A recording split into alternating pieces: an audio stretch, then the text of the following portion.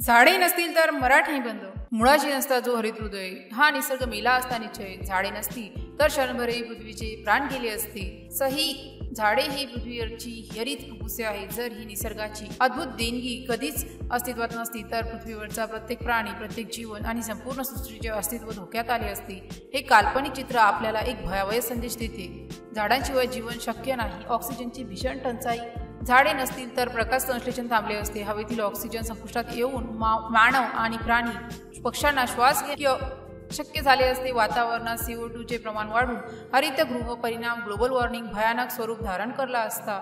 तापमानवाढीमुळे ध्रुवीय बर्फ वितळेल असते. फळे, भाज्या, अन्नधान्य, मसाले यांचा पूर्ण नाश. कीटक, पक्षी आणि शाकाहारी प्राणी नष्ट झाले असते. मानवाला अन्न मिळणे अशक्य झाले असते. जग अन्नयुद्धाने भरले असते. झाडांच्या मुळांमुळे पावसाचे पाणी भूगर्भात शोषले जाते. त्यांच्या अभावी पूर आणि दुष्काळ एकाच वेळी कोसळले असते. नद्या, तलाव आणि विहिरी कोरड्या पडल्या असत्या.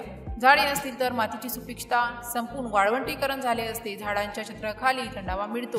त्याच्या अभावी उन्हाचा तडाखा असह्य झाला असता.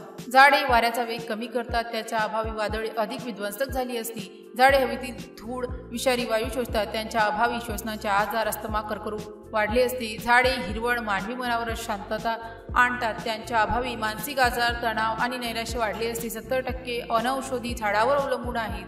आयुर्वेदाचा पायाच कोसळला असता. लाकूड, कागद, रबर, फर्निचर उद्योग संपुष्टात आले असते. तुळस, बोर, पिंपळ, आवळा याशिवाय पूजा, सण आणि परंपरा मावळल्या असत्या. पक्षी, माकडे, कोल्हे, रानडुकरे यांना निवारा नाही. सर्व जंगली जीव नष्ट झाले असते. परागकण थांबले असते. फुलांचे अस्तित्व संपले असते. झाडे नसती तर निळा ग्रह होता. लाल वाळवंटाचा विषम राहा.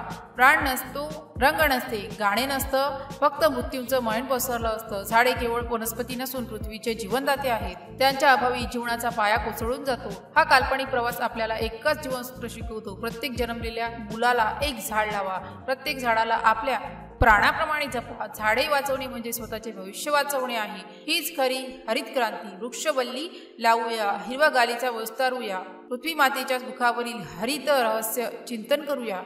जर या पोस्टशी संबंधित काही गोंधळ असेल किंवा आपल्याला अशा कोणत्याही विषयाची माहिती हवी असेल तर कृपया खालील दिलेल्या कमेंट बॉक्सद्वारे आपले प्रश्न आम्हाला विचारू शकता. या पोस्टशी संबंधित आणखीन काही प्रश्न असतील आपण आम्हाला ते देखील सांगू शकता की आम्ही त्या समस्या नक्कीच सोडवू.